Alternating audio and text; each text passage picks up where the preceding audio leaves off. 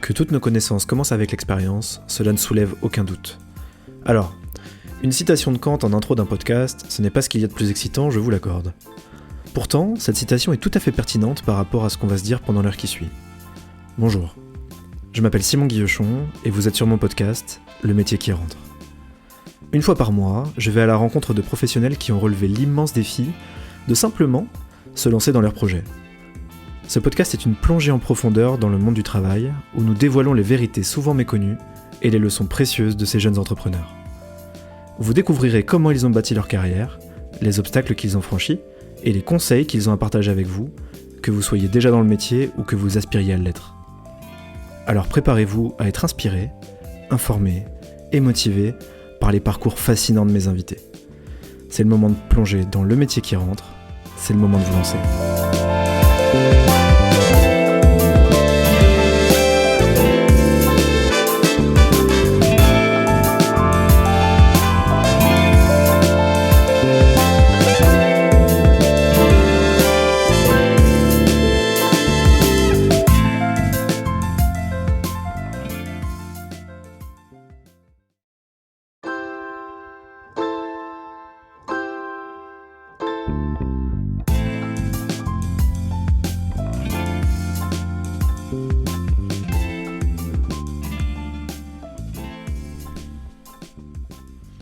Que toutes nos connaissances commencent avec l'expérience, cela ne soulève aucun doute. Alors, une citation de Kant en intro d'un podcast, ce n'est pas ce qu'il y a de plus excitant, je vous l'accorde. Pourtant, cette citation est tout à fait pertinente par rapport à ce qu'on va se dire pendant l'heure qui suit. Bonjour, je m'appelle Simon Guillochon et vous êtes sur mon podcast, Le métier qui rentre. Une fois par mois, je vais à la rencontre de professionnels qui ont relevé l'immense défi de simplement se lancer dans leur projet. Ce podcast est une plongée en profondeur dans le monde du travail, où nous dévoilons les vérités souvent méconnues et les leçons précieuses de ces jeunes entrepreneurs. Vous découvrirez comment ils ont bâti leur carrière, les obstacles qu'ils ont franchis et les conseils qu'ils ont à partager avec vous, que vous soyez déjà dans le métier ou que vous aspiriez à l'être. Alors préparez-vous à être inspiré, informé et motivé par les parcours fascinants de mes invités. C'est le moment de plonger dans le métier qui rentre, c'est le moment de vous lancer.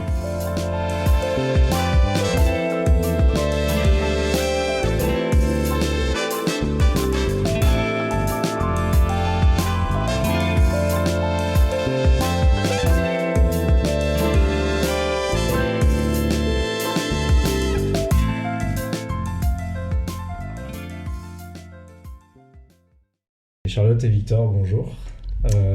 Bonjour. Comment ça va ? Tout à fait. Comment ça va ce soir à Paris ? Je t'en prie. Bah écoute, ça va. On est ravis d'échanger avec toi ce soir. Ouais, de partager ce moment. Premier épisode de podcast. C'est un plaisir de vous avoir, c'est un plaisir de le faire avec vous. Bah, merci à toi de nous faire parler. On est où là ? Je connais bien l'endroit, mais les gens ne voient pas. C'est un podcast, c'est audio. Donc est-ce que vous pouvez décrire un peu l'endroit où on est ? Dans quel endroit on se trouve ?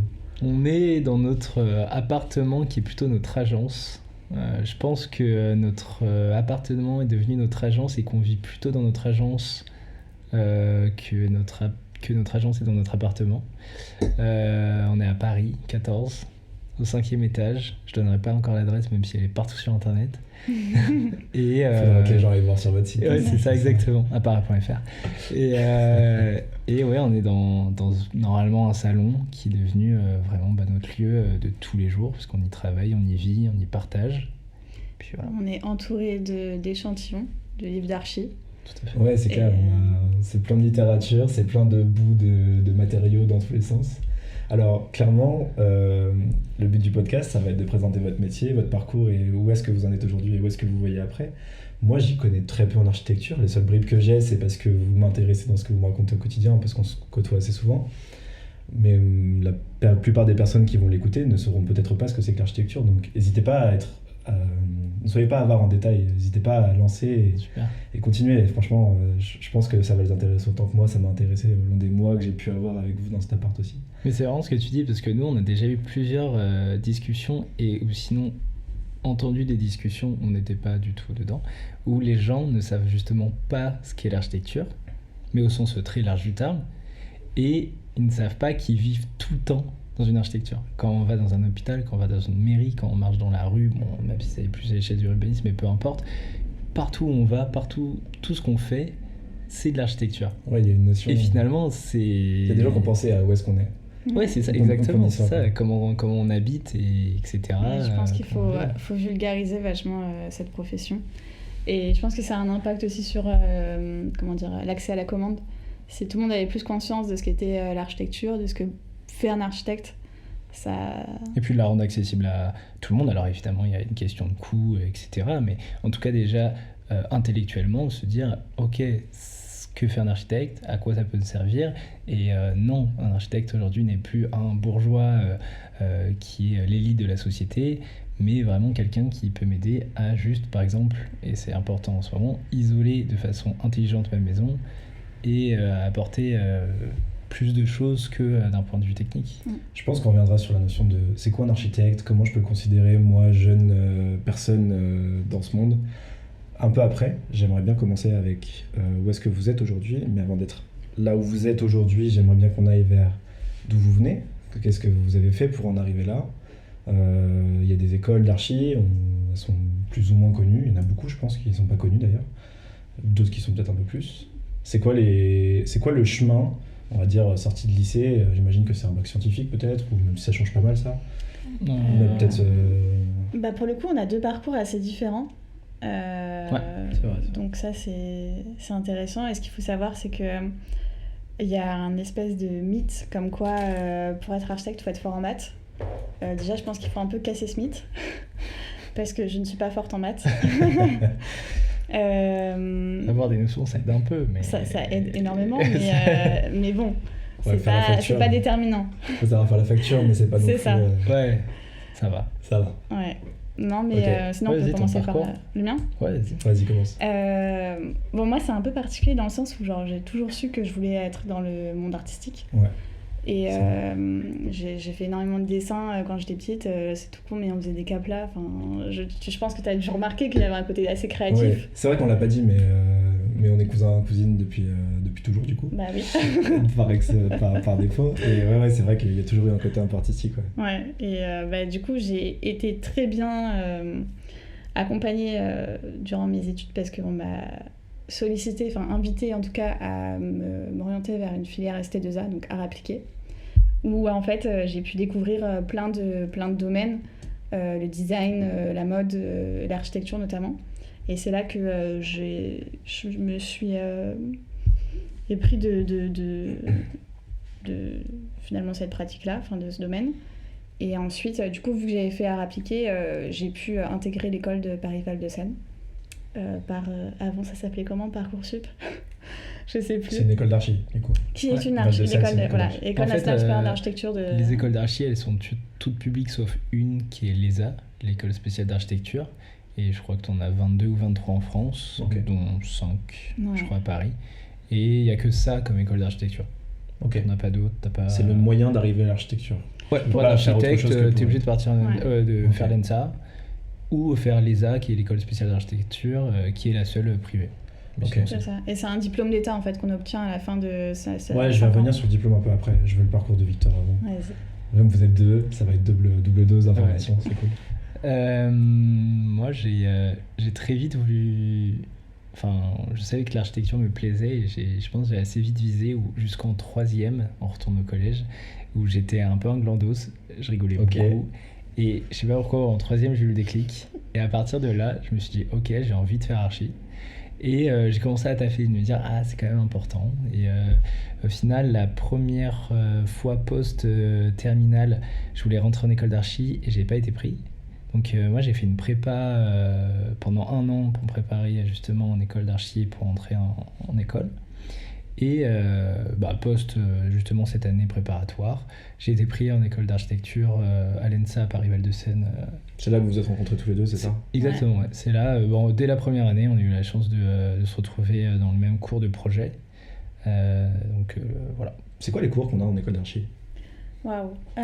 Non, très simple. Il y a des cours. En fait, résumé. c'est divisé en deux Deux pôles, ouais. Deux pôles, ouais. Il y a le pôle en fait en soi où ça va être beaucoup de théorie en amphi. On va t'apprendre un petit peu l'histoire de l'architecture, des grands mouvements, aussi des maths, des cours de maths tout à fait, des structures, plein de choses comme ça. Et en parallèle, tu vas quand même avoir un petit peu de TD. En fait, ça comprend vraiment tous les cours magistraux et tous les TD, que ce soit de la structure, de l'histoire de l'art, de la philosophie. Ouais. On balaye vraiment tout.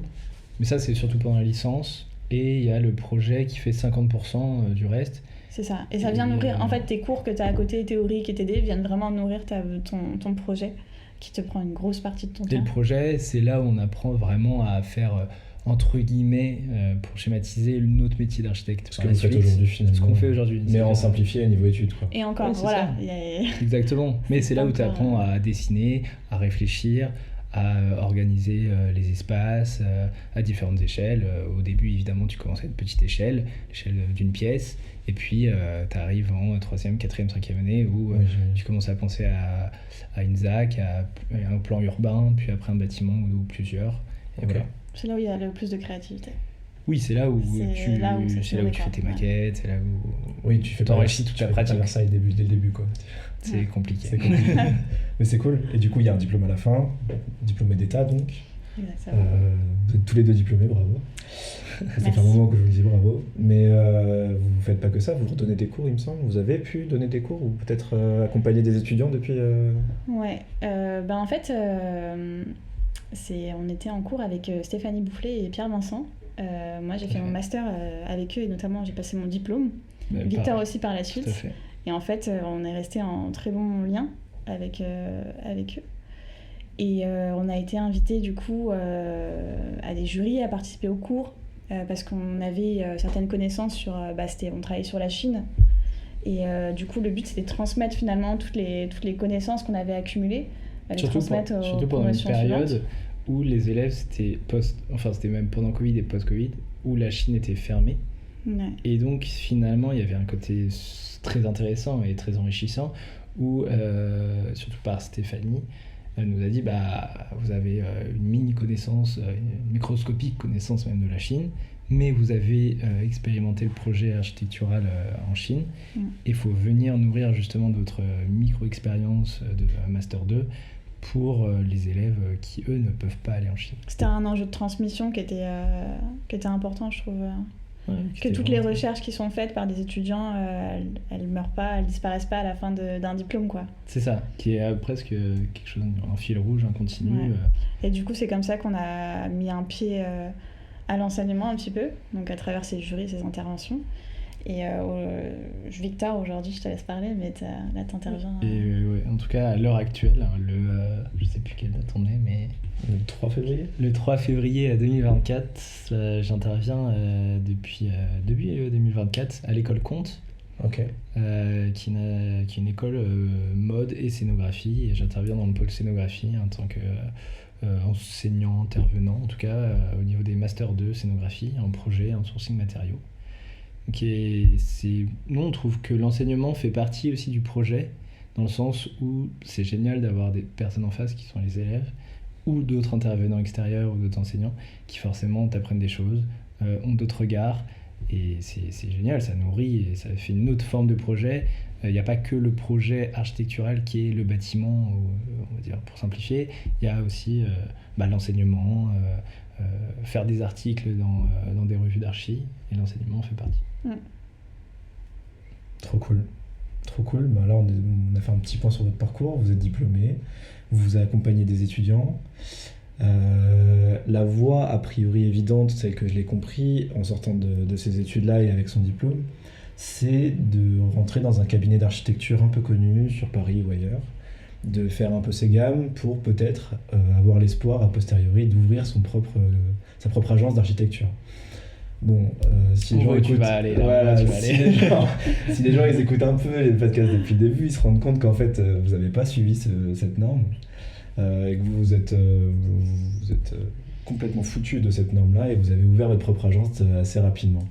Alors moi je fais un parallèle où moi entre ma licence et mon master, j'ai fait une année de césure où j'ai été dans 2 agences différentes. Ok. Donc, j'ai pas évidemment appris suffisamment pour ouvrir notre agence. Mais t'as plus de notions de Mais j'ai eu quelques l'entreprise. notions. Il y a eu du stage quand même. Il y a Vous eu du avez- stage, il y a eu du Victor, stage oui. long. Toi, non. Moi, non. Non, moi, Ça, c'est fou, là. on va pas entamer le début de l'entreprise, le lancement. Charlotte, on est dans mais... l'entrepreneuriat depuis le début. Quoi. Ok, Ouais. trop cool. Mais toi, t'as eu du coup deux petites expériences de stage. C'est enfin, ça, mais au moins un regard dans une agence de taille, une bonne taille, une quinzaine de personnes, et une autre plus grande d'une centaine de personnes. Et du coup, j'ai pu avoir voilà, différents points de vue. Qu'est-ce que c'est de travailler sur un concours à une grande échelle, plus petite échelle, la phase d'exé, en poil de chantier.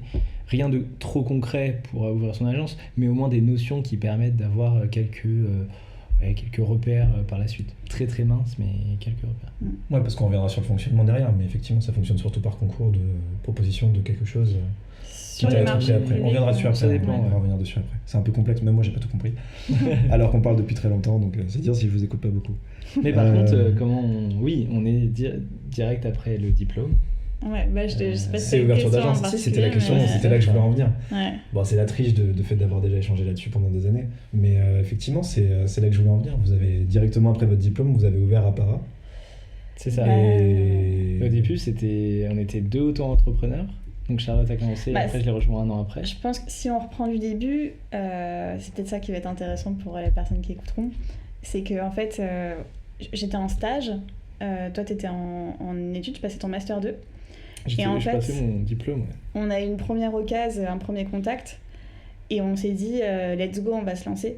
Et c'était Et un c'est- bête appartement, 40 mètres carrés, mais Même pas. Je pense qu'il perd la mémoire.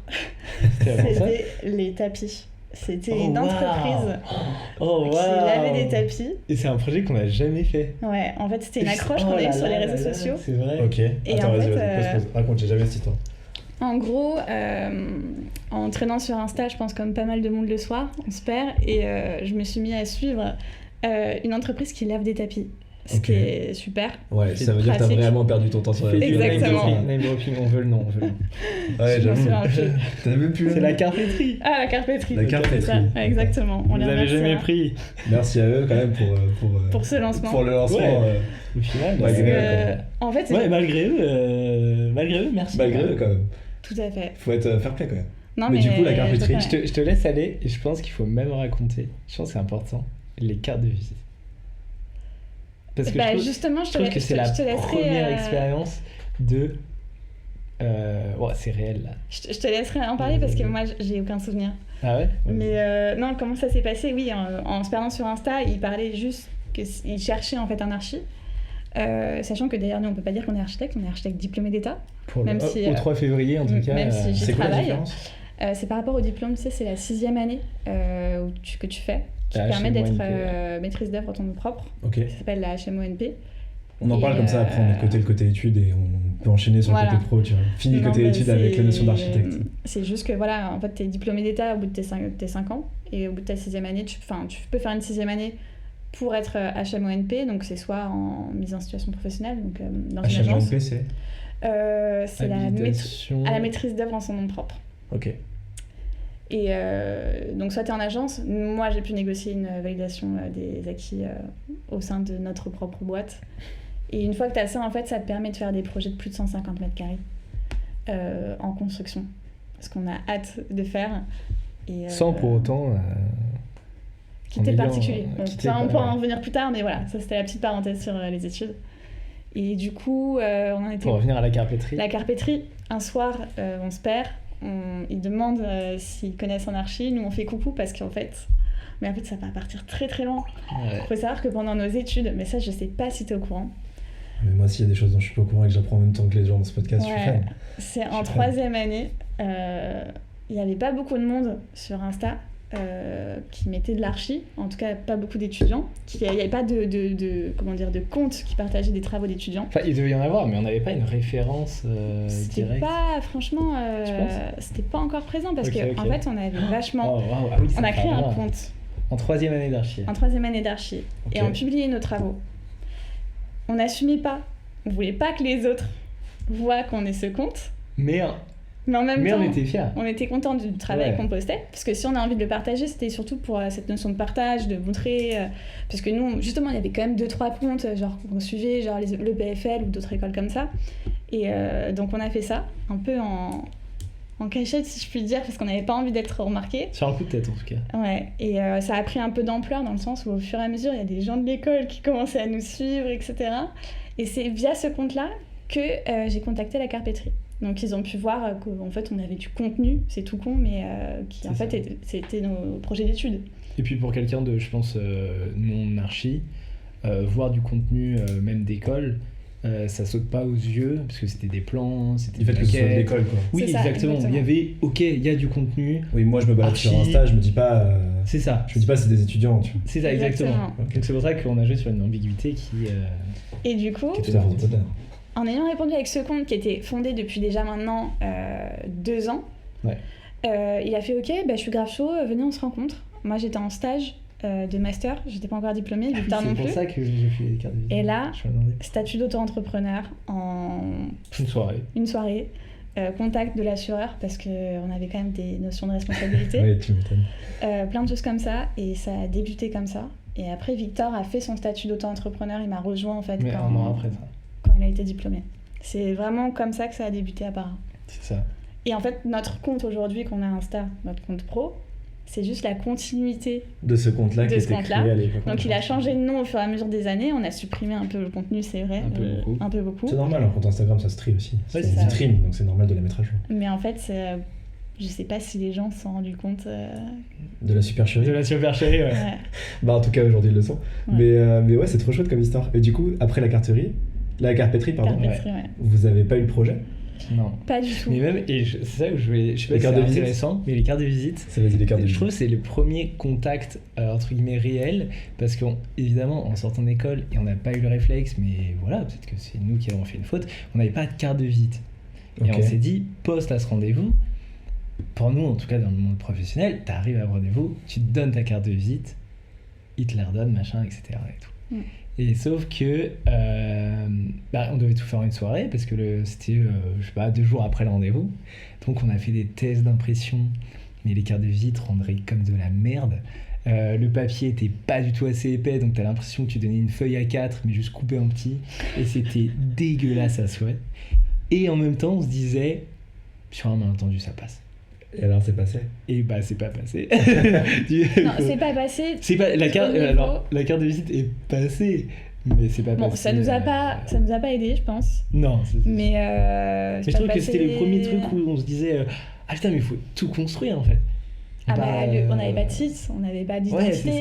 ça. Donc ça veut dire qu'en une soirée, vous vous êtes fait une espèce. espèce. Ça s'appelle des charrettes en architecture. Exactement. On appelle ça des rêches dans la tech. Vous vous êtes fait une espèce de charrette sur une soirée. Où vous vous êtes dit, attendez, il y a tout ça à faire. Vas-y, ça se fait. Bah, on s'est créé une image, Ouais, en une une soirée, fausse quoi. image en une soirée. En Pas une disant, fausse, pas une fausse, parce qu'a priori c'est un truc. Non pas une qui a fausse, mais tendance je veux à- dire, ok, faut que au rendez-vous, si Ça donne l'impression que post-rendez-vous. ça fait 10 ans qu'on est là. Ouais c'est ça. Mais même pas 10 ans, mais juste on est tout jeune. Mais voilà, on est Après, installé, on sait ce tout qu'on va fait. bien. On sait ce qu'on fait, on sait ce qu'on fait. Je pense que si ça s'est fait aussi rapidement, bon, une soirée, oui, effectivement, ça a été sur un sacré coup de tête, mais si ça s'est fait, c'est parce que ça fait des années qu'on espérait, pendant nos études, se lancer. Enfin, je pense que c'est pas pour rien non plus qu'on avait fait le compte. Inconsciemment, je suis sûre que c'était pour Ouais, arriver ok. à ce résultat. Ouais, parce que vous aviez cette volonté au fond de vous et que finalement c'était là que vous vouliez aller. Et donc là, vous avez eu une opportunité potentielle. Donc vous vous êtes peut-être dit, bon, comme tu l'as dit pour Pourquoi la carte pas de visite, sur un malentendu, ça Ouais. peut Ça, marcher. sur un malentendu. Donc allons-y. Mais c'est trop bien. Mais du coup, c'est votre premier rodéo. Ça fait un peu old school comme expression, mais c'est un peu Tremplin. ça, quoi. C'est la première fois que vous vous êtes jeté à l'eau en disant, on n'a rien à perdre. Premier rendez-vous client sans un associé ou un chef de projet d'une agence à côté, quoi. Sans expérience, en Sans vérité. expérience. C'était l'inconnu. Hein. C'est quoi qui vous est passé par la tête quand vous avez vu le... Pas que vous soyez fou, quoique un peu. Mais c'est quoi le truc qui vous est passé par la tête quand t'as commencé à échanger sur Insta avec ça? Tu t'es dit, oh, ça, c'est fou. Honnêtement, en toute transparence, c'était une excitation, mais folle. Ouais, t'as C'était, ce côté... C'était une adrénaline, je pense, de se dire que, ah putain, il y a quelqu'un qui va peut-être vouloir de mes services, alors que jusqu'à présent, on a toujours été, en école, encadré, c'était du fictif. Passer sur quelque chose de réel, ça a été assez dingue, quoi. Ok. Du coup, on a fait un peu le tour sur la partie mood de l'excitation, de créer tout ça, d'avancer dans tout ça, etc. Et après, c'est quoi le deuxième step? Genre, vous avez vu la carpétrie. Qu'est-ce qui s'est passé? C'est quoi la suite de l'événement avec vos cartes de visite un peu feuille à 4 avec votre pitch bancal de la veille? Vous êtes arrivé, vous avez osé, et qu'est-ce qui s'est passé? Et par contre, le terme de pitch bancal de la veille est tellement juste. C'est tellement ça. Ouais. Vas-y, je te laisse parler, mais c'est tellement ça. La suite, ça a été ok, s'il dit oui, on fait quoi? C'est vrai, ça. Et s'il dit non, là c'est plus pour moi la question, c'est qu'est-ce que je fais? Parce que j'avais fini mon stage 4 jours après, je crois. Ouais. Et c'était le monde de l'emploi qui m'attendait. Attends, pause, j'ai envie de revenir là-dessus. C'est-à-dire que tu scrollais sur Insta, t'as contacté un truc, une offre random comme ça qui tombe. Enfin, avec tout le respect que j'ai pour la carpétrie, hein, mais que je ne connais pas d'ailleurs. Mais tu tombes sur cette offre-là, mais toi derrière, t'as pas d'assurance à côté, tu viens de finir. T'es diplômé? Peut-être pas encore? Pas encore, il me Presque, restait 5, même pas à 3 jours. Le stage, ouais, de faire le l'étude. stage, ouais. Quasiment quoi. Et donc, t'as rien après? Rien. Rien. Donc en fait, t'es un arrivé sur le diplôme. marché de l'emploi Ouais. avec toute ton envie et pas grand-chose de plus. Peut-être C'est ton ça. envie au fond d'entreprendre en te disant j'ai... Comment dire? Victor dirait que j'ai un... C'est quoi que tu dis à chaque fois? Un gros problème avec la hiérarchie. Avec la hiérarchie. Certainement, non, je pense qu'en fait j'étais fan, j'avais peur de quitter les études. Ok. Le rythme Ouais, en plein kiff des études quoi. C'est ça. Et en fait, oui, du coup, les deux options que j'avais, c'est soit let's go. En plus, la carpétrie, c'est une option en plus de se dire s'ils acceptent, on se lance. Oui, ça lance le délire. Soit je suis sur le marché de l'emploi, je cherche un taf. Aujourd'hui, on sait très bien ce qu'on a fait. Hein. On s'est mis à notre envie, compte. quoi. Ouais. Ok. Et il n'y a pas le moment de panique Alors, premier moment de panique, je parle pas du refus que vous m'avez spoilé, mais je parle de ce moment de panique de je me lance dans le truc. Au-delà d'excitation, il n'y a pas un flip énorme, parce que je me mets à la place de personnes un peu dans votre situation, tu vois, t'arrives à la fin de tes études, un truc que t'as galéré à avoir en plus parce que c'est pas évident, et cette espèce de moment de... Tu te poses la question? Vas-y. Je pense qu'on avait la chance aussi, on vient pas de famille riche, noble, etc. Mais déjà, on avait la sécurité de un toit sur la tête. Ouais. Si on était en galère, Si jamais. si jamais c'est bon, pour faire nos courses, on peut demander un peu de thunes à papa, maman, ça se fait. On n'avait pas d'argent de côté, et justement, à un moment, on va peut-être parler justement des Du économies, financement, du financement, Ouais, on tout verra ça. dessus plus tard. Voilà. t'en fais pas. Mais je pense qu'il y avait ce côté rassurant et qui permettait de penser non pas à déjà ma survie, mais qu'est-ce que je peux faire après. Ça, c'est pour le côté personnel. Après, pour le Oui, côté c'est pro, ça. il y a aussi Je veux dire, la ça- conscience. Ça détache d'une pression déjà. On a une chance quand même de ça, faut être honnête. On Ouais. n'était pas riche, on n'avait pas de fonds, on n'avait rien. On l'est toujours pas. Non, mais déjà, on manquait pas. Ouais. Mais ça, du coup, oui, c'est ce qui est pour le côté perso, finalement, Oui. c'est de se dire qu'on n'avait pas ce poids-là, cette charge. Mais d'un point de vue pro, aujourd'hui, avec le recul, honnêtement, pour te dire, on était dans une inconscience totale. Ouais. Parce que quand tu parles de est-ce qu'on avait une angoisse, un stress, honnêtement, je pense qu'il était infime, il était limite que administratif. Il y avait Sur zéro le stress. côté être dans les règles de toutes ces choses-là, genre statut, sécurité Ok. et tout. Ouais, finalement, la plus grosse question, c'était comment je déclare un statut d'auto-entrepreneur en 24 heures, quoi. C'est ça, Il y avait exactement. zéro stress. Il y avait que de l'excitation et que c'est rigolo, c'est marrant. Au C'est pire, ça. ça ne fonctionne pas, Ce qui- c'est pas grave. Ce qui, avec le recul, n'était pas forcément 100% une bonne chose, parce que en face de toi, tu as une maîtrise d'ouvrage, tu as un client, tu as un devoir, des responsabilités. Mais c'est une question intéressante, ça. Comment tu ferais aujourd'hui? Genre, si demain tu te retrouves dans la même situation avec la carpétrie, tu fais quoi? Enfin, aujourd'hui ça va. Non, Mais non. avec, A posteriori, tu te dis Oui, comment c'est ça, j'aurais pu mieux exactement. faire, quoi. Ah, avec les mieux connaissances faire d'aujourd'hui. Ouais, avec les connaissances que vous avez aujourd'hui, pardon, je repose ma question correctement. Avec les connaissances que vous avez aujourd'hui, que vous avez acquises avec votre expérience, comment vous feriez mieux que ce que vous avez fait à l'époque? Mais en fait, ta Si question, jamais vous pouviez faire mieux. ta question, elle est d'une actualité absolument dingue, parce que, en fait, moi, du coup, je suis en train de passer ma HMONP, Ok. et cette année-là, on t'apprend, en fait, toutes les responsabilités d'un architecte. Tous ses devoirs, parce qu'il y a un code de déontologie. On en avait conscience. On en avait conscience, on parle et on travaille avec différents architectes en parallèle de notre activité. Donc Tout à fait. évidemment, on passe finalement notre HMO depuis 3 ans, depuis qu'Appara existe. Tout à fait. On s'est pas Mais- lancé de façon on s'est lancé de façon inconsciente, mais on n'avait pas l'inconscience du danger que représente notre, Oui, de notre risques métier. déontologiques liés à Exactement. la pratique C'est ça. du métier. Quoi. Ça, c'est heureusement on a de la chance qu'il y ait plusieurs architectes autour de nous. Bah, on a toujours qui nous été lucide. conseillent, etc. Oui. Mais ce que je veux dire dans la HM ONP, c'est. Je ne veux pas dire qu'on était totalement inconscient, loin de là, mais on n'avait pas conscience de ce que ça représentait en soi, de tout le côté administratif, aussi responsabilité, tu C'est vois. On pas avait- de l'inconscience, c'est je de pense l'innocence que- peut-être. On avait de l'innocence, exactement. On avait de l'innocence, L'insouciance, mais quoi. pas l'insouciance, mais pas au niveau professionnel, pas au niveau du métier d'architecte, parce que ça, on avait même plutôt une crainte de tout ce qui était les normes, les nécessités, le devoir de conseil, etc. Mais plus au niveau de qu'est-ce que c'est se lancer au niveau entrepreneurial, de avoir une trésor, avoir un comptable. Moi, je pense que c'était plutôt dans ce sens-là où on avait, Ah, je sais pas. on était bon, bah, on y va et on verra. Ça, moi, je me suis toujours dit, on est entouré justement par de bonnes personnes. Il y a une personne, enfin, Oui, mais on n'avait pas ça à cette époque-là, on n'avait pas ça en tête. Et justement, c'est l'insouciance, le fait de on y va, le rendez-vous est dans 2 jours, donc finalement on n'a pas le choix, on y va, tu vois. enfin,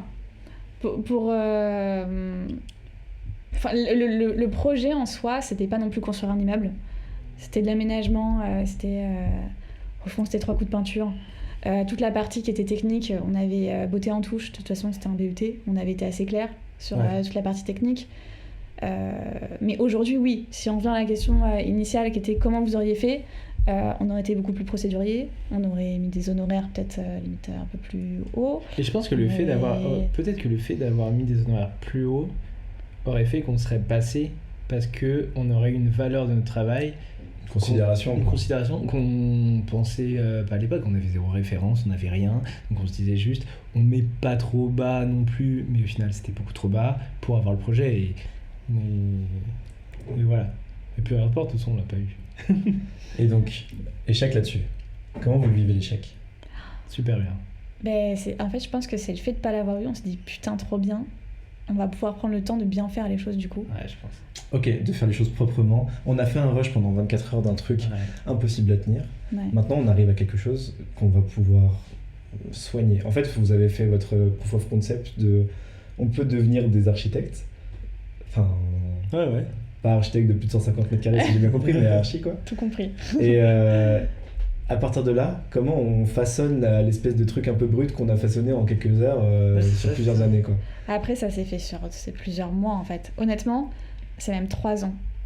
Ce qui a suivi la carpétrie, ça s'est fait en 3 ans parce que tu vas compléter mes propos, je pense, Victor, mais ce qui s'est passé, c'est que derrière, il y a eu les statuts d'auto-entrepreneur. Il y a eu que le mien, tu m'as quand même rejoint assez vite. Il y a eu toute une identité graphique, une identité, même tout ce qui est juridique, statut social, on a évolué. Aujourd'hui, on a une SARL. Ça s'est fait au mois de mars seulement. Enfin, seulement, c'est déjà une belle évolution. Mais j'ai envie de dire qu'aujourd'hui, là, quand on te parle, on a enfin fini. Et encore, pas tout à fait. Ouais, je pense que On a un petit point, quelques points à finir, mais on a enfin mis les bases de ce que c'est Atelier Appara, qui avant, au tout début, s'appelait MG, architecte, qui après s'est appelé Appara. Pour Metz-Guy Villechon, architecte. j'imagine. Exactement. Allez, yes. Et après, c'est passé par Para-architecture, architecture. On était parti sur du norvégien, je crois. C'est passé par tellement de steps, par tellement de phases. Graphiquement, les sites internet, et je pense que aujourd'hui en fait tout s'est fait sur 3 années, genre Ouais, je pense. Mais post au très très court terme, suite à la carpétrie, on a eu justement la possibilité de rénover un appartement. ouais. Pas un projet de dingue, mais en tout cas c'était la première chose concrète qu'on faisait, parce que là... Votre premier projet, finalement. Premier projet, ouais, c'est ça, le premier projet concret où on est pris. C'est important les premières fois. Ouais, toujours. Et c'était intéressant. Et au final, je pense que la maîtrise d'ouvrage, le client en face, nous a fait confiance qu'il fallait, avait des craintes parce qu'on était jeunes comme il fallait, donc il y avait un dialogue qui était OK. Et je pense que c'est ça qui nous a donné confiance aussi, parce qu'on a pu avoir directement un projet, on a pu directement tester ce que c'était, nos limites, etc.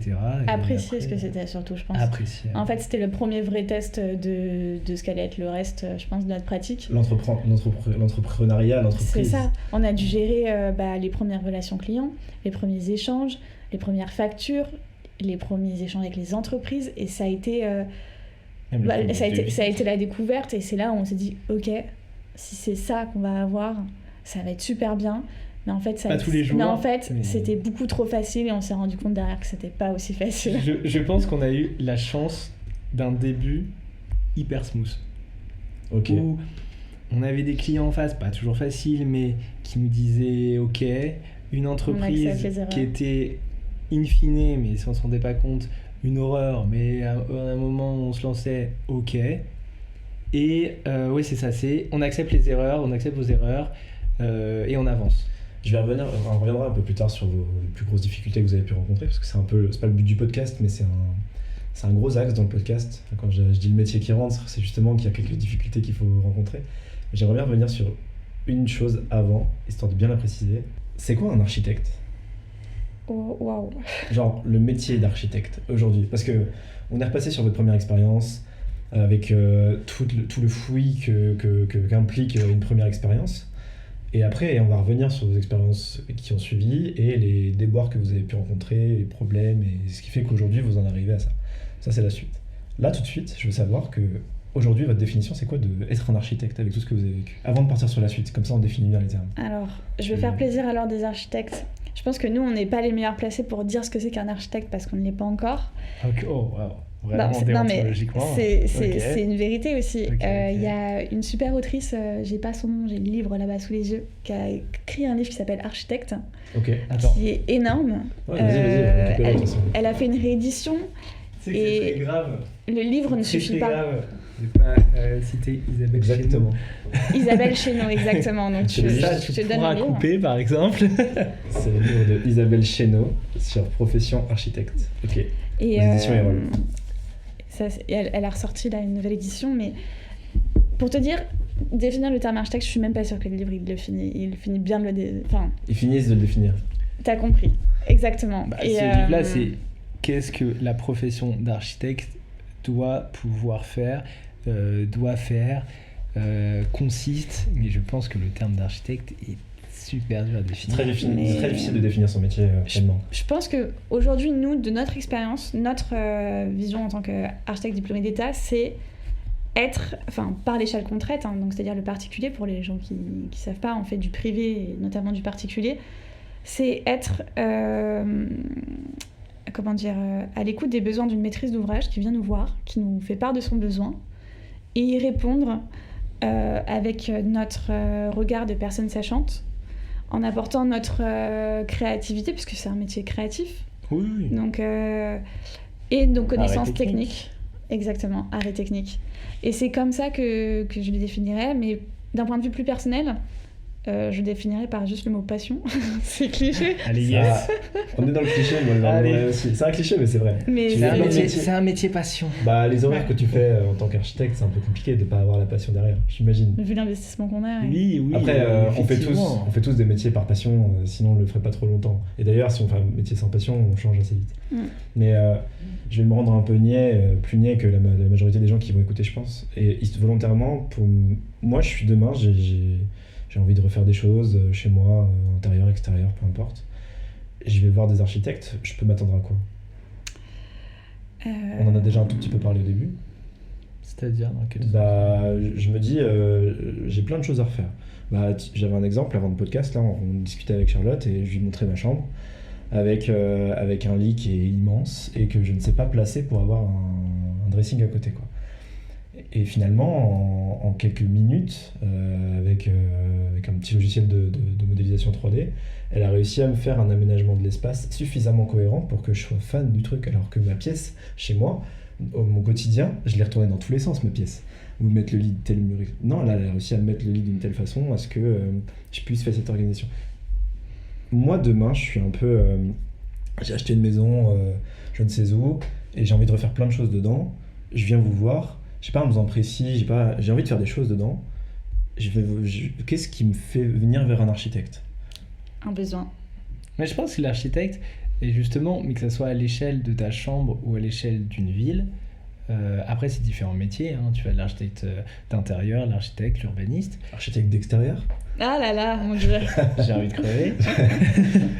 Je reprends la vanne parce que vous l'aviez faite plusieurs fois. Je le dis officiellement alors que je ne suis pas d'architecte. Ce terme n'existe pas. Ça Merci, n'existe pas. merci. Ok.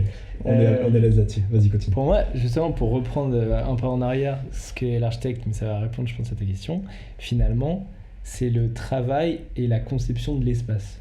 Mais Ok. l'espace pas gratuit, c'est l'espace qui est habité. Quand je dis habité, c'est pas forcément un logement, hein, c'est habité par une salle de sport, une salle de concert, un musée, des bureaux, peu importe. Mais c'est l'espace, un humain qui doit habiter un espace plutôt intérieur. Et donc pour moi, c'est ça l'architecte, c'est concevoir cet espace pour qu'il soit habité. Après, si je fais par rapport à notre pratique et par rapport au contexte actuel, ça serait même plutôt réhabiliter des espaces existants. Ok. C'est-à-dire que Plus aujourd'hui, réhabiter des espaces existants que de refaire de nouveaux espaces. je pense Nous, que dans notre pratique, puis même dans notre pratique, mais même plus largement, aujourd'hui, ouais, ça faire tend avec le à- déjà là, tu vois. Je pense que déjà, si on faisait attention au bâti existant, mais à tous les niveaux, hein, que ce soit au niveau thermique, peu importe, je pense que notre pratique serait encore plus enrichie. Je dis pas qu'il faut plus construire, mais en tout cas, il faut réfléchir à pourquoi on construit et comment on Ouais. construit. Il y a une notion d'écologie. J'ai pas envie d'entrer dans la politique parce que c'est pas du tout le sujet de cet épisode, donc on s'en Oui, fout. mais en tout cas, Mais par contre, il y a une vraie bah, conception. après le BTP, c'est un des secteurs les plus pollués au monde. Évidemment. Donc forcément, on Il y a est cette obligé de se notion-là. poser la question de qu'est-ce qu'on fait et c'est quoi le but, en tout cas le sens de notre métier à ce niveau-là. Et si tu nous appelles pour répondre de nouveau à ta question et que tu as envie de retravailler les espaces, tout dépend à différentes échelles, ça peut être un archi d'inté, ça peut être un archi, je pense qu'on est là à répondre à ton besoin concret de moi j'ai envie de ça comme espace de vie, j'ai envie de ça comme chambre, j'ai envie de ça salle de bain. Et avec tes envies, avec tes besoins, on vient retravailler. On va pas répondre directement, on va répondre directement à ton demande, mais on va réinterpréter tes termes, on va réinterpréter tes besoins pour aller ailleurs, pour aller plus loin, pour créer un espace de vie qui te correspond, mais que tu as pensé ou pas, mais en tout cas que tu as envie de... Enfin, quand tu rentres chez toi, tu kiffes. C'est tout. Ouais. Je pense que pour Résumé d'un architecte, ouais, quand tu c'est rentres ça. chez toi, on te fait kiffer. Franchement, c'est bête, mais t'aimes chez toi, quoi. Pour moi, quand Tu tu vis disais bien. que tu n'avais pas forcément de besoins, mais des envies, mais justement, le premier rendez-vous que tu as pour moi entre un architecte et une maîtrise d'ouvrage, donc un client, si je... Maîtrise d'ouvrage, c'est rendez-vous avec un client. Le Pour maître, analyser. le maître d'ouvrage, c'est le client, donc C'est ça ça. peut être appelé la maîtrise d'ouvrage. Ok. Et le premier rendez-vous, c'est définir les besoins. C'est en fait, nous, peut-être que toi, tu n'as pas conscience de ce dont tu as besoin, et nous, on va venir définir ça. Et là, le métier, enfin, le propre de l'architecte, c'est finalement, l'humain avait besoin d'un toit sur la tête. Il y avait ce besoin, en fait, de se protéger. Le métier d'architecte, en fait, finalement, il en découle. Un peu plus dans le sens où si l'humain avait juste besoin d'un toit sur la tête, il fait appel à un ingénieur. Il sait très bien mettre un élément vertical, un élément horizontal, c'est fini. Ouais. Mais l'humain a besoin un peu d'une touche de beau. Il faut le fancy. Allez, vas-y, il faut le fancy. Mais il faut une touche de beau, mine de rien. Et là, l'architecte, justement, Bah, je pense, ça se mélange à l'art, en chapeaute. fait. Ouais, c'est ça. Je pense chapeaute ce truc-là de technique et art et beau et agréable. C'est hyper intéressant parce que du coup, travaillant dans la tech, j'ai fréquenté des personnes qui font du design, dont une personne que j'estime beaucoup en termes de design et que j'aimerais bien avoir dans ce podcast un jour. Je l'aurais, si je lui demande Bah, on à te dire le oui. souhaite. Bon, T'inquiète, hein. si je lui demande à dire oui. Julie, hein, si tu m'entends. Dis oui, Dis oui, Julie. Et en termes de design, donc pour revenir à ça, elle a fait plusieurs présentations dans l'entreprise dans laquelle je travaillais avec elle, où elle expliquait la phase de recherche avec le client. On parle de design souvent web, mais on ne parle pas de design physique d'objets là, tel que vous pouvez le concevoir. On parle de design web, mais même dans le web, en fait, on va faire de la recherche chez des clients. Dans des entreprises, en fait, tu vas aller poser des questions à des gens sur qu'est-ce qu'ils souhaitent avoir, dans des choses complètement abstraites. Mm. Donc là, vous êtes dans la partie complètement concrète de ça. Donc je trouve ça assez fascinant. Voilà. Mais c'est ça, parce que finalement, je pense que le plus dur pour un architecte, c'est de ne pas avoir de contraintes. Alors on a des contraintes urbaines avec un PLU, avec PLU. un plan local d'urbanisme D'accord, qui merci. permet de justement savoir jusqu'à quelle hauteur tu peux construire, les retraits que tu dois avoir par rapport à la rue, tes voisins, etc. Donc ça, c'est ce qui régit aujourd'hui un peu l'organisation pour faire vivre de nos villes. Mais c'est aussi les contraintes qu'apporte le maître d'ouvrage. Si tu as besoin d'une lumière zénitale dans ta salle de bain, parce que tu adores ça, quand la lumière vient vraiment du plafond, et une lumière naturelle, ok, mais ça va avoir justement des impacts sur l'architecture que tu fais. Et c'est par là qu'on arrive, je pense, à développer de nouvelles idées, de nouvelles idées, c'est un peu maladroit, mais en tout cas de concepts, et c'est comme ça qu'on fait le projet. En fait, c'est maladroit de dire de nouvelles idées, parce que j'ai toujours pensé que l'architecture, on n'invente pas quelque chose. Vous réinterprétez quelque chose on qui est déjà réinterprète, c'est ça. Je pense que les architectes, ils sont pour moi en tout cas extrêmement forts. Évidemment, il y en a plein, on va citer Rem Koolhaas, etc., mais ça, c'est Star Architect. Mais c'est quand on a une culture énorme de l'architecture et qu'on va piocher au bon endroit, qu'on va réinterpréter, qu'on va mélanger, et finalement qu'on va créer quelque chose de nouveau, évidemment, en mélangeant plein de choses. Mais c'est en ayant toute cette culture architecturale qu'on fait des bonnes choses, je pense. C'est fascinant. Ok, c'est trop bien. Je pense qu'on a fait le tour sur l'architecture. J'ai pas envie d'aller beaucoup plus loin parce que j'ai peur de perdre les gens. Moi, déjà, j'ai appris énormément de choses, j'ai presque mal à la tête, alors que normalement, je suis pas censé être complètement mal au crâne parce que j'ai appris trop de choses. Je pense qu'on les a Mais tués tous. tant mieux. Non, je pense pas. Je suis presque sûr que non. Mais du coup, on en arrive à un sujet, c'est-à-dire qu'on a parlé de votre premier projet, vrai projet, je veux dire, celui que vous avez réussi à conclure. Il y en a eu beaucoup depuis. Ça va. Ça fait combien de temps déjà, ça ? C'était il y a combien de temps ? C'était il y a 3 ans. Ouais. 3 ans ? Ouais. Donc ça fait 3 ans que vous avez des projets qui tournent en régularité. 2 ans et demi d'auto-entrepreneur. Non, ça fait 3 ans. 3 ans. C'était en décembre. Donc 2 ans Décembre 2020. 2 ans auto-entrepreneur et 1 an SRL. Presque. Moins d'1 an, ouais. Ouais, enfin en mars prochain. C'est ça. On est le 3 février pour. On est 3 février. Mais ok, Dans un donc, mois. Disons 3 ans. Disons 3 ans de travail dans l'architecture. C'est quoi la suite ? La fin du premier projet. J'imagine que une fois que tu es habitué à ce premier projet, donc tu vas très vite en chercher un suivant. Tu réponds à des appels d'offres. Comment ça se passe sur les suivants ? Déjà, on va commencer par ça. Le processus pour chercher d'autres projets, parce que j'imagine que tu scrolles pas Instagram tous les soirs pour chercher des projets avec des boîtes comme des cartes. Malheureusement, c'est pas ce qui rapporte. Comment ça se passe pour trouver des projets, pour réussir à récupérer ce genre de choses Alors, les clients. En fait,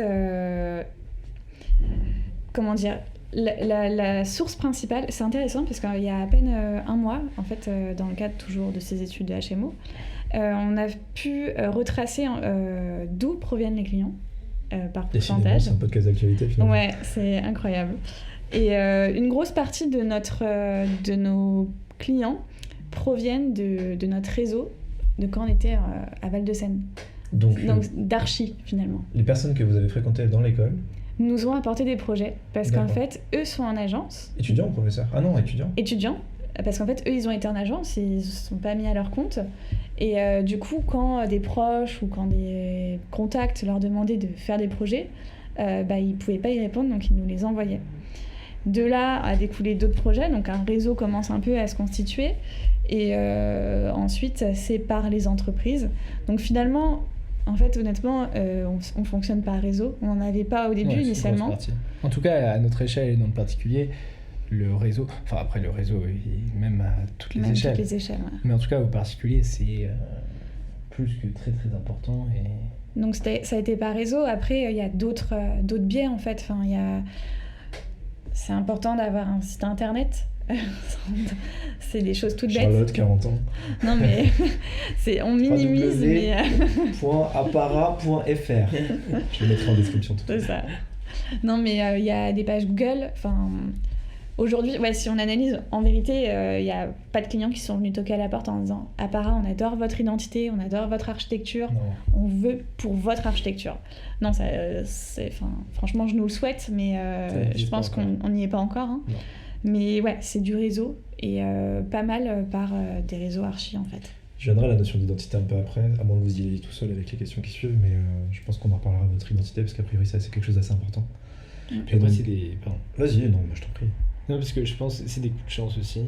Que tu provoques un peu quand même. C'est des coups de chance que tu provoques, mais c'est te mettre sur un site de freelance à la base qui n'est pas vraiment destiné à des archis. Et finalement, il y a un client, enfin un potentiel client à la base, qui vient te dire j'ai envie de rénover un ancien garage. Et puis tu te dis ok, tu regardes ça, il t'appelle un samedi, on échange ensemble, on dit ok, quel bourbier. Et puis au final, c'est un des projets qu'on a le plus aimé, qu'on nous a donné la liberté de faire ce qu'on veut dans un budget défini. Et finalement, c'est un peu le hasard.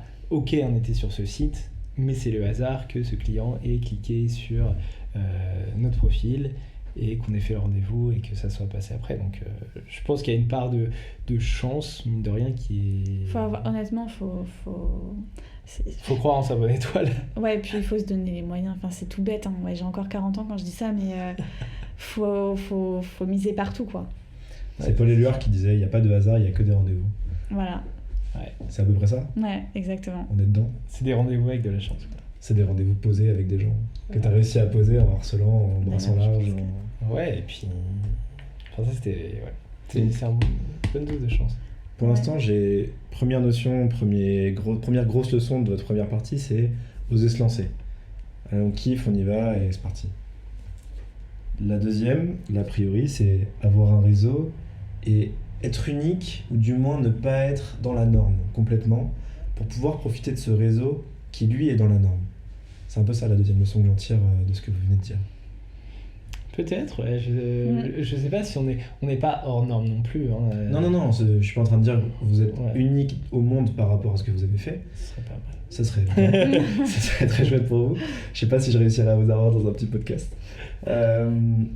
Malgré tout, il faut réussir à sortir de ça. Il faut accepter une fois qu'on a osé se lancer, il faut accepter l'idée de ne pas se dire solution de confort finalement. Ça a été sympa pendant quelques temps, on va en agence maintenant. Ouais, tout à fait. Après, je sais que moi j'ai une certaine chance que mes deux parents soient indépendants. Et donc forcément, j'ai toujours perçu le travail, le côté professionnel, dans le sens où on peut être indépendant dans le privé et finalement ne pas savoir ce qu'est le lendemain. Donc forcément, et je pense que inconsciemment, je me suis donné la possibilité de tester. Donc voilà. Enfin, dans mon entourage, en tout cas, c'était possible de le faire, ils l'ont fait. Je me suis dit, en fait, c'est juste lambda de se lancer un moment à son compte. Bah, moi, je pense que tu connais... Moi, je connais personnellement. Je suis pas sûr que les personnes qui nous écoutent... Victor et moi, je pense qu'on est les deux seules personnes qui connaissent cette histoire-là. Non, moi, mon père a créé sa société, d'ailleurs, je pense, vers la cinquantaine. Donc, il a toujours eu cette fibre un peu entrepreneuriale. Et en vérité, ça a été un pilier aussi avec... mes parents ont été un pilier, je pense, pour qu'on puisse se lancer, parce qu'ils nous ont soutenus. Donc pareil, en fait, mine de rien, on a vachement été bercés dans cette envie d'entreprendre et d'être indépendant. Et je pense que ça va aussi avec nos caractères, mine de rien. Enfin, moi, de savoir que demain, à tout moment, dans mon planning, c'est... aller sur un chantier ou me retrouver dans un rendez-vous avec un client qui sort de je ne sais où. Enfin, c'est ça qu'on aime. C'est devenu, même si forcément il y a des journées où t'as pas envie d'y aller, c'est pour l'instant un énorme amusement, une énorme dose de plaisir. Donc forcément, c'est que du kiff et on a juste envie de voir ce que va nous réserver le lendemain. Même si ça va potentiellement être dur, potentiellement on va arrêter parce qu'il y a quand même un volet économique qui est évident. Il faut quand même arriver à se payer. De quoi ? Ouais, il y a une grosse part de risque quand même. Ouais, il y a une part de risque. Mais en même temps, c'est trop excitant. Et puis, c'est tout bête, mais sur le volet économique, on n'a pas de gosses, on n'a pas de prêts à plusieurs centaines de milliers d'euros. Donc, on peut faire une petite parenthèse là-dessus sur le financement justement, parce que je comptais partir sur autre chose. Donc avant de partir sur autre chose, une question à laquelle tu t'attends beaucoup.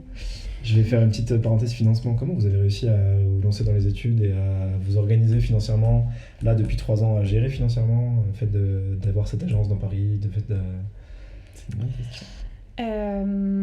Finalement, ça attache vachement au personnel, Ouais. la création de l'agence, parce que j'ai contracté un prêt pour mes études. À Val-de-Seine ? À Val-de-Seine, Un ouais. prêt étudiant, ouais. Un prêt étudiant.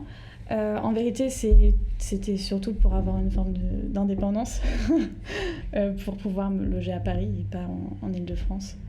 Et en fait, ce prêt, quand je suis arrivée en master, vu que je travaillais en parallèle de mes études, j'avais pas tout consommé.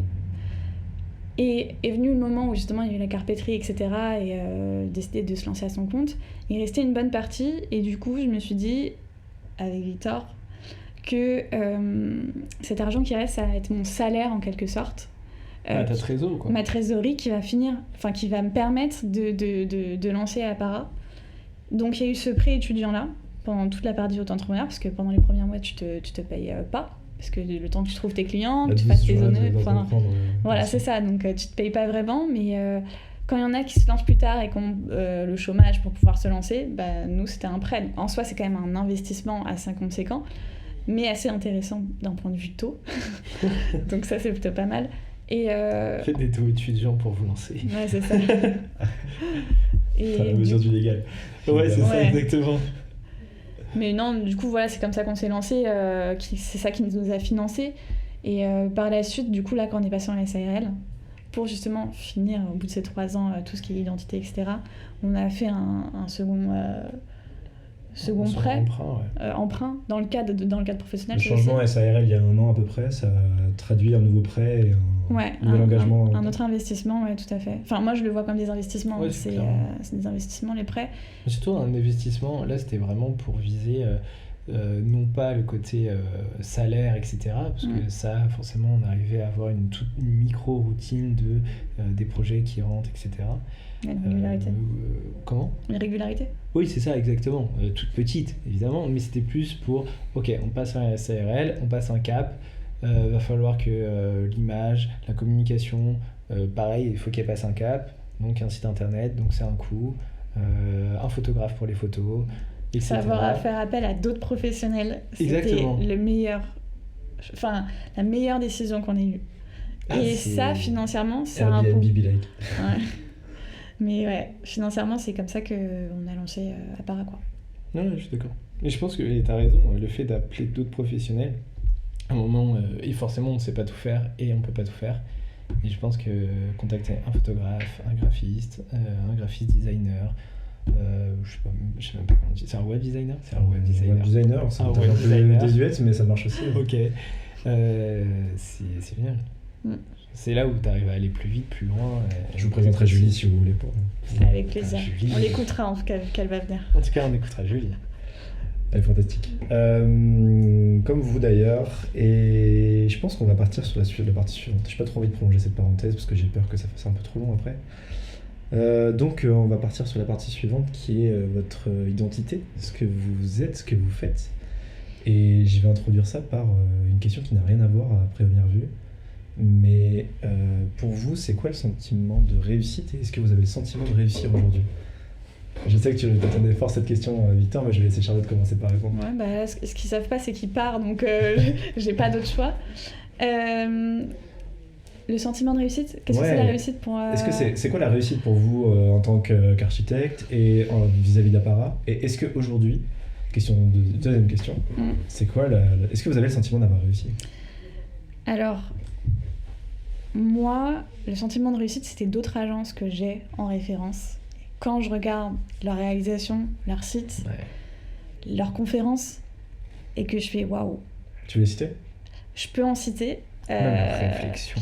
Il y a Fala, j'apprécie vraiment ce qu'ils font. Agence portugaise. Bast, très intéressant. Agence toulousaine. C'est... Qui travaille le particulier, donc c'est assez chouette d'avoir une échelle, d'avoir une référence en tout cas qui traite la même échelle que nous et qu'on trouve super. Il y a Architecte aussi, des architectes espagnols. Il y en a plein. Il y a même Parc Architecte chez qui on a fait notre stage m'ont beaucoup inspiré. Salut Brice. Donc non, il y en a pas mal. Et quand j'écoute leurs confs, quand je vois ce qu'ils font, ce qu'ils rendent, je me dis le jour où on arrive à... 1/10 de ça. Ouais, à avoir cette réflexion et à réussir à ce que cette réflexion, elle prenne vie, elle se concrétise. Là, franchement, je pense que ça serait top. Après, je considère, mais c'est ce que je te disais tout à l'heure... Sans se dévaloriser, hein. Comment ça ? Sans se dire, oh là là, on est affreux et autres. Ah non, non. C'est juste qu'est-ce que serait une joie et quelle joie de pouvoir voir ces gens-là et aller les chercher positivement, pas envieux, mais se dire putain. Ouais. Ouais, vous êtes en plein décollage et eux, c'est le soleil, quoi. Ouais, c'est ça. Et je pense que même eux, bon, faudra aller les interroger, mais même eux se disent pas que c'est le soleil, ils se disent qu'il faut aller encore plus loin, mais ils donnent envie à d'autres. Et bah, ça rebondit sur ce que je disais en train de dire des échanges qu'on a eu avec Simon tout à l'heure, où la moi d'il y a 1 an, je pense que si je lui faisais part du parcours qu'on a fait, je signe pour cette situation-là, et je me suis dit, ok, là t'as réussi. Mais en fait, c'est juste un échelon, un step, finalement, de... Je sais pas si le terme réussite, parce que la réussite, je trouve que c'est vachement connoté... Fini. Fini et fame un peu, enfin j'ai pas le bon terme. Non, je pense pas le terme réussite dans ce podcast comme de la fame. Quand je parle de réussite, je parle de... Il y a le chat qui est en train de gratter le siège. C'est juste drôle. Non, quand je parle de réussite, je parle d'un terme de... Est-ce que t'es arrivé à un stade dans ta vie où tu te dis, vas-y, c'est trop bien? Ben moi je trouve que, ouais, justement, et je le connote vachement avec le terme évolution, où je vois l'évolution qu'on a depuis 3 ans, et notamment depuis 6 mois où on a eu ce site internet, les photos par un photographe qu'on aime beaucoup qui s'appelle Philippe Billard, Studio Crab, qu'on fait du super taf pour nous, qui nous ont vraiment propulsés. Et puis les clients, enfin franchement, faut rendre... Oui, il y a une confiance qui a été donnée par certains clients qui est énorme. Hein. Et du coup, cette évolution-là, effectivement, je trouve que si on reste sur sur cette même lignée, là ouais, je pense que je serais assez contente.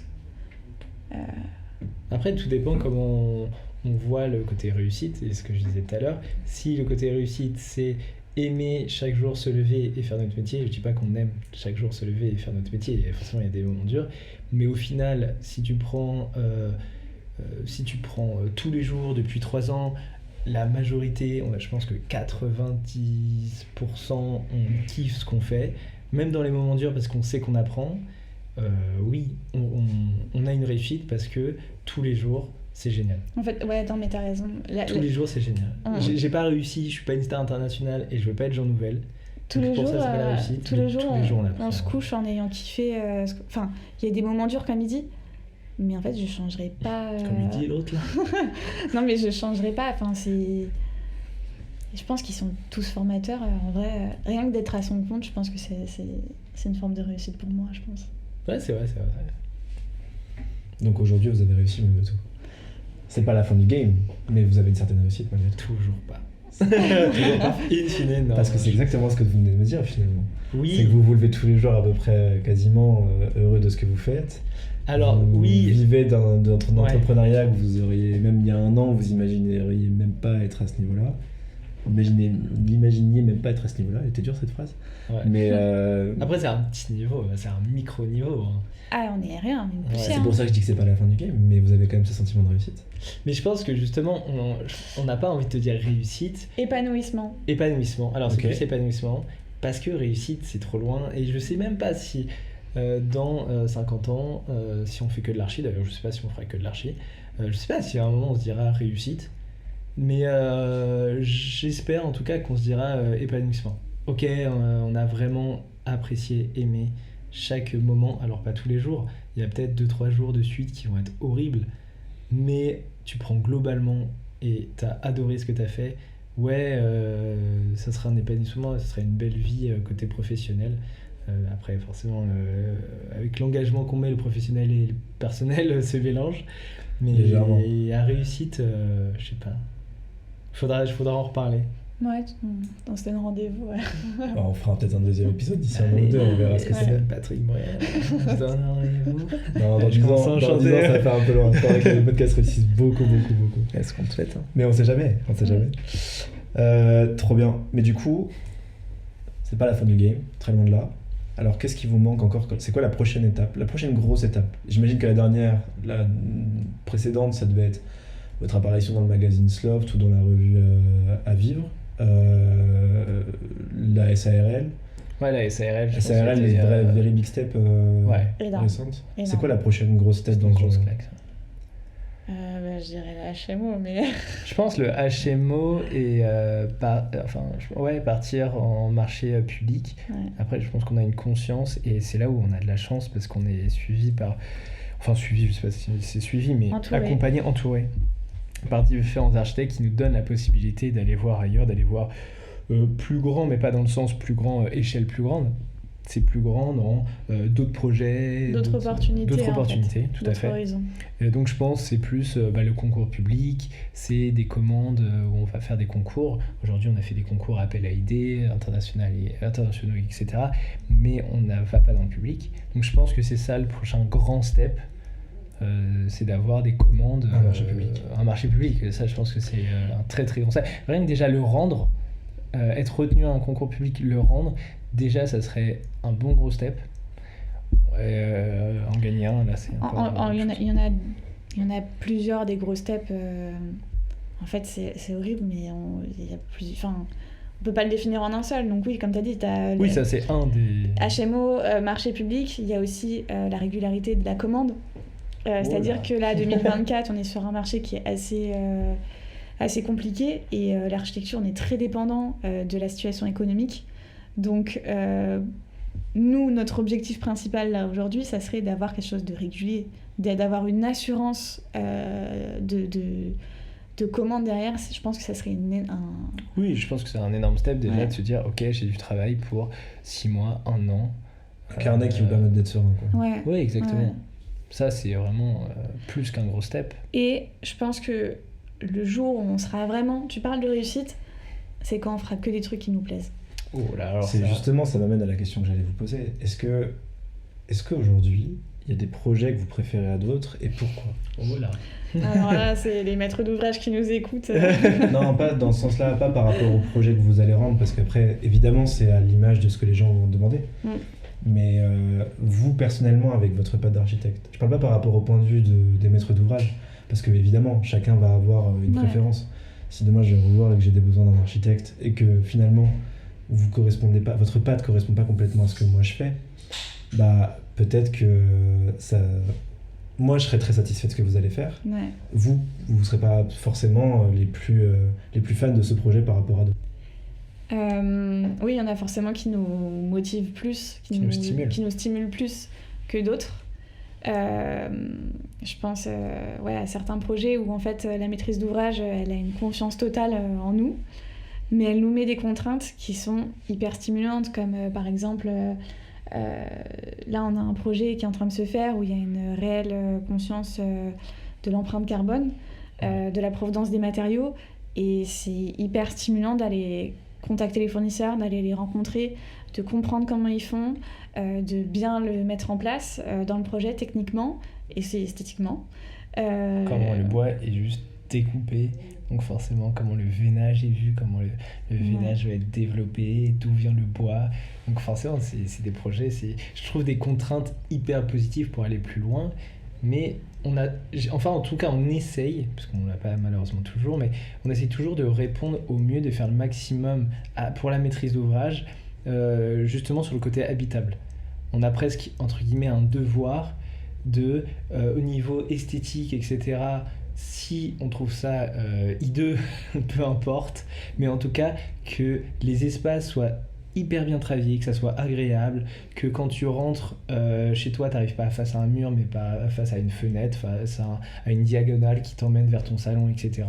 En tout cas, des dispositifs comme ça qui sont agréables. Après, si tu veux mettre un papier peint fleuri chez toi... Ça rejoint un peu ta question de tout à l'heure, où finalement, c'est quoi le métier d'architecte ? C'est répondre à un besoin. Donc, on va répondre à un besoin pour tous les projets, l'ensemble des projets. Après, il y a des réponses, on adore... C'est ça, après, il y aura une réponse qui sera faite, il y aura des propositions qui seront faites, et il y en a d'autres, forcément, je pense dans tous les métiers, où on arrive à aller beaucoup plus loin, parce qu'il y a un dialogue avec une maîtrise d'ouvrage qui est hyper fluide, hyper simple, et même parfois qui est compliqué. C'est-à-dire qu'une maîtrise d'ouvrage, plusieurs fois où c'est arrivé, qui nous demandait quelque chose, on lui a dit oui, mais, on lui a montré le mais, Et finalement, elle nous a suivis parce que un peu de pédagogie, un peu de lui faire comprendre qu'on peut aller chercher ailleurs, plus loin, différent. Et il y en a quelques-unes qui nous ont suivis et j'espère aujourd'hui qu'elles sont contentes de ce qu'elles ont chez elles. Et ceux finalement, où il y a ces contraintes-là, les meilleurs échanges avec les maîtrises d'ouvrage, c'est les projets qui nous ressemblent le plus. C'est les projets où il y a le plus d'échanges et le plus de satisfaction mutuelle entre la maîtrise d'ouvrage, l'entreprise et nous, quoi. C'est trop bien parce que ça fait 2 fois de suite, je crois que tu le fais, mais tu m'amènes vers ma question suivante. C'est quoi un projet qui vous ressemble ? Parce que là, on va faire un petit moment... C'est un petit moment pub, quoi, mais c'est quoi, au-delà de toutes les maîtrises d'ouvrage que vous avez pu voir et rencontrer, c'est quoi aujourd'hui un projet qui ressemble à l'agence Apara ? Déjà, c'est un projet qu'on fait à 2, donc je pense qu'il va y avoir 2 réponses. Un projet qui nous ressemble. C'est vrai que c'est un projet qu'on fait à 2 qui nous ressemble. Ouais. Ah, c'est pas mal. C'est un projet... Waouh. En fait, c'est très bizarre parce qu'il peut y avoir plusieurs réponses. Parce qu'il y a qui nous ressemble techniquement et qui nous ressemble spatialement en quelque sorte. Et esthétiquement. Et esthétiquement, dans le sens parce qu'il y a différents registres, il y a différentes, on va dire, calques dans un projet. Parfois, on va avoir des excitations techniques. Comment on va réussir à faire tenir ça, à ouvrir ça, à mettre en place un élément. Et puis, finalement, cet élément, quand tu le regardes... avec un peu de recul, il n'est pas forcément beau, grand, etc. Mais la complexité de la mise en œuvre et de la recherche du détail fait que parfois c'est juste génial, alors que il y a l'attente de la personne à qui on a fait le projet qui vient et c'est contre-fou, quoi. Mais finalement, ce qui nous ressemble, je pense, c'est une circulation périphérique. C'est ça. C'est d'un point de vue spatial. Okay. Des espaces techniques très définis. Ouais, on retombe très facilement dans quelque chose d'assez... Ouais, une circulation périphérique, un noyau technique central. C'est vrai. Et une espèce de clarté, quelque chose de très lumineux et avec énormément, je dirais, de reflets. On est beaucoup dans la réflexion. C'est vrai. Si on a ces 4 éléments, on a Apara. Priori. Ouais. Ou un truc qui leur ressemble très très proche. Et je pense qu'on est nourri aussi par des architectes comme, pas sur peut-être le côté environnemental, mais comme Brüter, comme d'autres, qui font que le technique et l'économie de moyens, ou comme Bast que tu as cité par exemple, parce que je pense que c'est peut-être le meilleur exemple en ce moment, en tout cas qu'on a, qui est une plutôt jeune agence, où justement l'économie... comprendront peut-être pas le parallèle entre eux et nous, mais... c'est sûr, c'est clair. Mais en tout cas, l'économie de moyens, mais sans pour autant laisser tout de côté.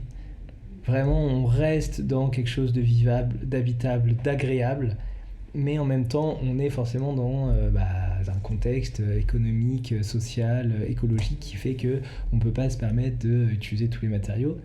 Donc, on revient à quelque chose de très économique, et peu de moyens, etc. Et comment on va faire du grandiose avec ça. Et dans plusieurs projets, je pense que dès qu'on a cette opportunité, donc c'est pour ça que je parle de Atelier Apara, c'est dès qu'on a l'opportunité de faire de la ventilation naturelle, ça aussi, ça rejoint un des critères, une des choses qu'on fait dans notre projet, c'est-à-dire cette circulation, ce noyau technique, matériaux biosourcés. Pas tous. Non. Et faire avec le déjà là, comme on t'a dit tout à l'heure, c'est évidemment c'est notre pratique qui nous va là-dedans, mais en tout cas mettre en valeur ce qui est déjà présent. J'ai plein de questions. En fait, j'ai envie de vous poser des questions sur chaque terme un peu technique que vous employez, mais c'est pas forcément le lieu pour le faire. J'invite les gens à aller regarder sur internet pour se renseigner. Mais par contre, j'ai une question qui me taraude un peu depuis tout à l'heure, c'est que pour revenir à ce que vous disiez au début, vous avez fait un stage en Chine, un voyage en Chine pour visiter plein de choses. Et Stéphanie, c'est ça ? Ouais, exactement. Qui vous avez invité à faire des partages de ces connaissances-là avec des étudiants par rapport à vos retours d'expérience de la Chine. Et on sait, j'ai pas envie de taper sur un pays en entier, mais on sait que la Chine, c'est pas forcément très loin d'être un exemple d'écologie et de conception écologique des choses. Mais dans ce que vous me présentez depuis tout à l'heure, il y a énormément de conception écologique et de notions autour de ça dans vos conceptions et dans les travaux que vous faites. C'est quoi le lien entre la Chine et ce que vous faites ? C'est quoi vos inspirations de la Chine et à quel point vous vous détachez de ça ? Alors, il faut savoir que... C'est une bonne question. Ouais, franchement, bravo. Qui nous met bien dans la panade. C'est moi qui dois vous flatter. Non, c'est Stéphanie, elle a une très bonne connaissance de la Chine. Elle est docteure je crois que sur la Chine, hein, Ouais, elle a fait sa thèse sur ça. sur Pékin. Sur l'architecture chinoise. Ouais. Sur Pékin, enfin, on va pas épiloguer. Non, ouais, bien sûr. Sur Pékin. Mais en fait, il faut savoir que l'architecture vernaculaire dans les villages, etc., ils construisent en terre crue, en pisé. Enfin, il y a plein de constructions comme ça, et en fait, c'est très riche en techniques, en savoir, en matériaux biosourcés. Et c'est vrai que inconsciemment, je pense que cette partie-là de nos études, même si elle a représenté finalement que 1 an, on l'a poursuivie en fait à s'enrichir de ça. Et elle retrouvait finalement au sein de nos projets, mais il faut savoir que dans nos diplômes, elle nous a accompagnés, puis on a échangé aussi avec des professeurs qui sont thermiciens, je sais plus le terme, on appelle ça des profs d'ambiance, mais je trouve que le terme n'est pas forcément... Ça fait très zen. C'était des BET fluides. Exactement. Voilà. Des BE environnementaux. Ouais. Et en fait, on l'a développé au sein de nos projets de fin d'études, et c'est en le développant dans le cadre de nos études qu'on a pu l'exploiter dans nos projets, parce que moi je travaillais sur les mouvements de convection, donc c'est l'air chaud qui monte, et finalement dans pas mal de nos projets on a exploité ces connaissances-là qu'on avait apprises pendant nos études, et on l'a retranscrit après, c'est super dur de le faire passer dans un projet concret avec une maîtrise d'ouvrage qui parfois n'a pas soit cette conscience-là, soit cet intérêt-là. Et c'est un peu ce qu'on disait tout à l'heure, c'était le côté pédagogie de la maîtrise d'ouvrage, de dire regardez, on peut aller un peu plus loin, ça va pas coûter plus cher, etc. Et par rapport à la Chine, c'est qu'aujourd'hui on a une vision, je pense, de la Chine qui est très justement polluante, etc. Mais il faut aussi, et ce que nous a appris Stéphanie, regarder la culture chinoise à la base, qui a un rapport avec la nature, avec l'eau, avec la montagne, avec l'air, le souffle qui est déterminant en fait. On se rend pas compte à quel point la Chine et la culture chinoise, on va dire très globale, c'est basé sur le lien avec la nature, pour faire un peu synthétique. Donc finalement, c'est beaucoup plus présent qu'on ne le pense. Enfin, en tout cas, notre vision occidentale ne le met peut-être pas assez en valeur. Super intéressant.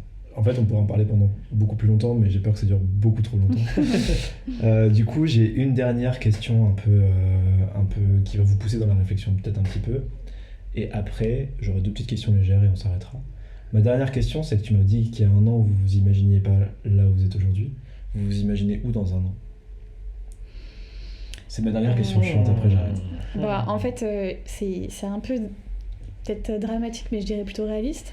Sur quotidien. Il y a une Marthez. C'est une moyenne.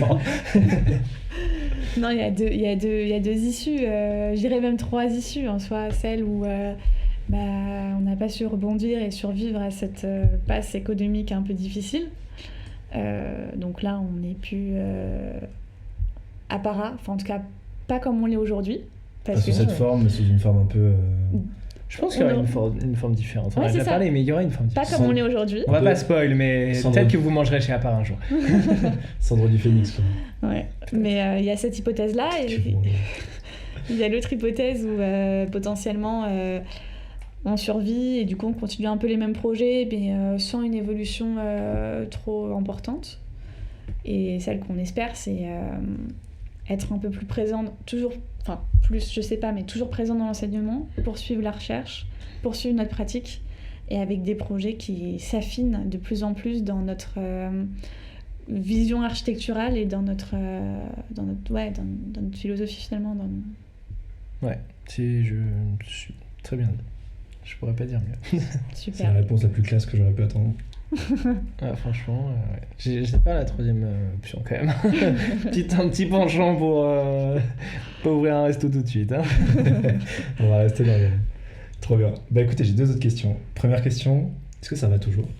Ça fait un moment qu'on parle, je sais pas trop combien de temps d'ailleurs, mais ça fait un moment qu'on parle, ça va toujours ? Ça s'est bien passé ? C'était une mise à nu. C'était une mise à nu, ça fait du bien, non ? Ouais, ça fait du bien, mais... On verra à la sortie. Non, c'est bien. Non, franchement, c'est pas mal. Parce que ça permet de retracer aussi. Alors, nous, ça fait pas beaucoup de temps. C'est le but, que ça fasse pas beaucoup de temps. Ouais. C'est pour ça que j'aurais pas Yann Barthès, ça fait trop longtemps qu'il est dans le métier. C'est ça. Ce serait trop long. Ça serait trop long, il y aurait trop de choses à raconter. Mais merci pour tes questions, elles sont hyper intéressantes. Elles sont bien. Et puis, ça permet exactement une introspection, de se poser les questions de comment on en est arrivé là et comment, justement, ce qu'on a appris d'avant va nous permettre pour après. Parce que je pense que l'expérience qu'on a eue jusque-là va nous permettre de nourrir, j'ose imaginer, peut-être les prochaines années. Bah, l'objectif, c'est que ça nourrisse d'autres personnes aussi. C'est le métier qui rentre, c'est que ça aide des gens qui se posent les questions que vous avez... Enfin, les problèmes que vous avez pu traverser, les questions que vous avez pu vous poser. Mais du coup, je vais finir avec une question un peu plus légère. C'est quoi vos kiffs culturels du moment ? Musique, écriture, livres, choses comme ça. Les trucs qui vous viennent en tête. Là, on a cité des livres, on a cité le livre d'architecte de tout à l'heure. Est-ce que vous avez des références en ce moment ? Référence. Vas-y, tu veux commencer ? Vas-y, commence, ça me laisse un peu de temps de réflexion. C'est quoi les références en ce moment ? Non, en son, moi c'est beaucoup... On fait hors archi. On enlève l'archi, non ? Tu peux faire archi, le but c'est que ce soit assez... que ce soit pour des archis ou pas archis qui nous écoutent, tu vois, que ça puisse être inspiration potentielle.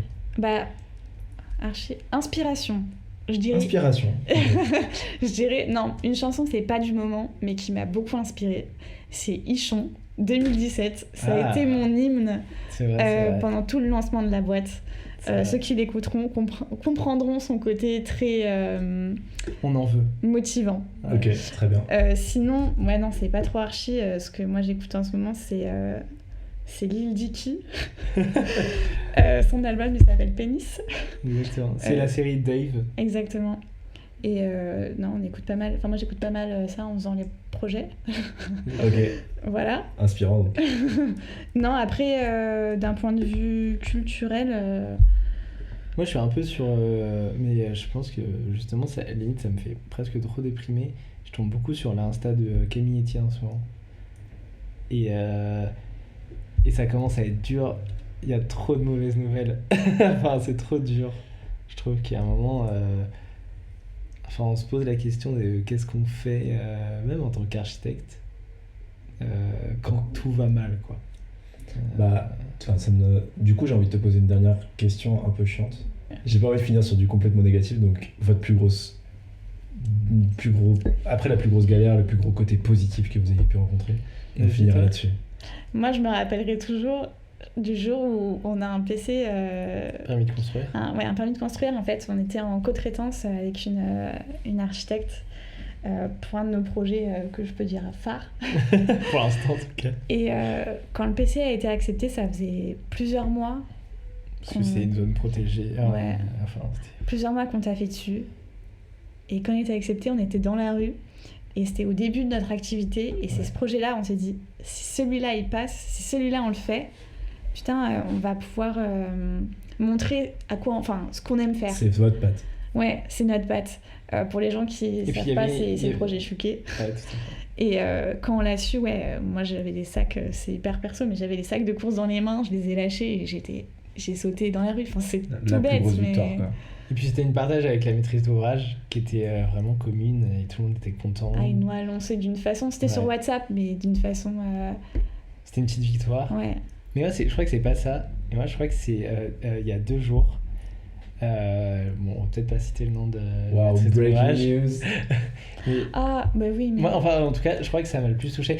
Il y a 2 projets où vraiment ça m'a touché énormément. Je vois ce que tu veux dire. C'est un projet en région parisienne où c'était la rénovation d'une bâtisse où les gens nous ont remercié. Elle est mieux sa réponse. Elle est mieux sa réponse. C'est ça que t'as dit. Où les gens nous ont remercié énormément, qui nous ont pris à côté alors qu'il y avait l'entreprise, etc. Et qui nous ont dit ok, on a su que vous êtes passé plus de fois que prévu sur le chantier, vous avez tenu le chantier, etc. Mais après, c'est un côté très technique et tout. Mais en gros, et puis ils nous ont dit si on a ça aujourd'hui, c'est un peu grâce à vous. Et je pense que c'était super touchant. Et là, il y a 2 jours, par rapport au 3 février, où on a envoyé une photo à une maîtrise d'ouvrage et qui a dit, par WhatsApp toujours, et dire que c'est chez nous, c'est pour citer son message. En parlant du projet. En parlant du projet. Et j'ai trouvé ça, on a trouvé ça très agréable et stimulant et valorisant. Qu'elles se disent waouh, c'est chez nous. Et on a réussi ensemble, parce que c'est quand même un travail de la maîtrise d'ouvrage et nous, et même l'entreprise, à développer un projet qui les fait encore rêver, alors que ça fait plusieurs mois qu'ils le voient en plan, en chantier, en image, tout, et que quand c'est fini, ils se disent trop précis. En fait, c'est l'émotion des gens de rentrer dans un lieu où ils disent waouh, je vais habiter là. Ouais.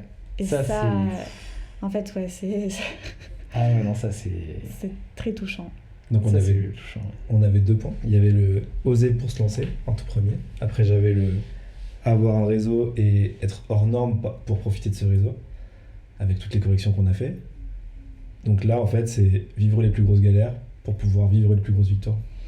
Ouais. C'est joliment dit tout ça. C'est ça. Ouais. C'est ça. Ok. C'est ça. Moi, je pense qu'on peut arrêter là-dessus.